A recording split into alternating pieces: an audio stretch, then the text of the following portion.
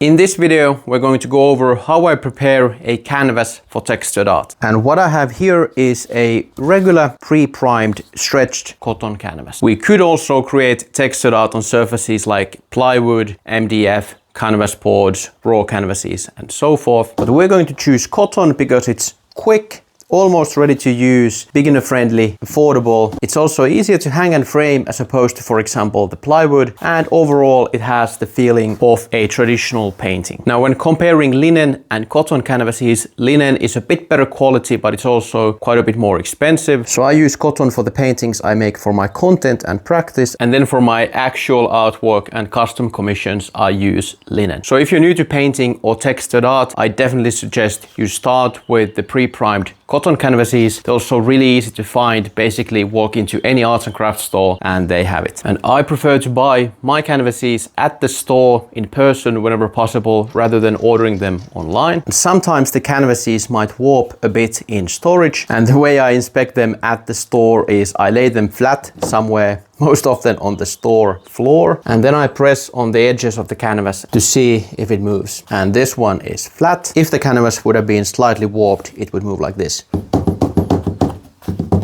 If you're new to textured art and would want to learn more, I've linked my blog in the description. I've shared a bunch of beginner guides, articles, tutorials, and so forth there, so do check it out if you're interested in learning more. And now that we've chosen our canvas, the next step is to start preparing it. I start that by applying the canvas wedges or canvas keys that typically come with the canvas. And there might be manufacturer and regional differences in whether the canvas wedges are included with the canvas or not. Every canvas I have ever bought has come with them, but not all do. So if yours doesn't, don't worry about it too much. They're not absolutely necessary. They're a nice thing to add if they're included, but if not, don't worry about it. And here in the back of the canvas, you can see the slots for the canvas wedges. We simply start by sliding them in the slots, and we repeat that for all the four corners. Then we're going to give them a light tap with a hammer. I go sort of crisscross when I tap them. So I started here. The next corner will be this, then this, and then this. And you don't want to hit them too hard, otherwise you might warp the canvas.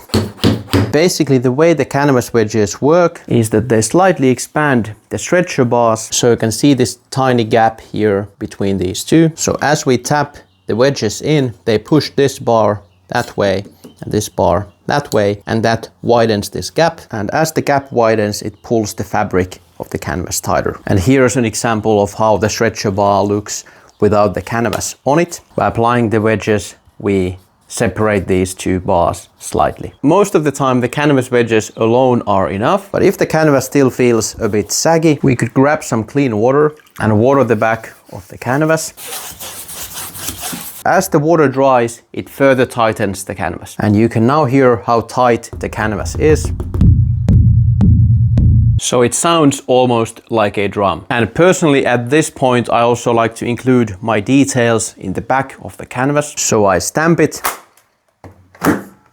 And then with a pencil, I write my name, my account name, and the year on the back. And if I would already know the name of the painting, I would include that as well. If I know I'm creating textures that require a bit more pressure, or I just want a clean pattern across the canvas, here's a simple trick I use to avoid those stretcher bar marks. So before the trick, we might be left with marks like these. So here in the back you can see the stretcher bar, and when we apply pressure it leaves these dents in the textures.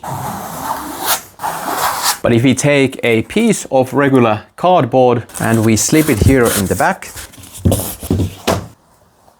and we do the same test, and this time we don't get any of those stretcher bar marks. I would leave the cardboard in the back until the textures are fully dry, and then I would just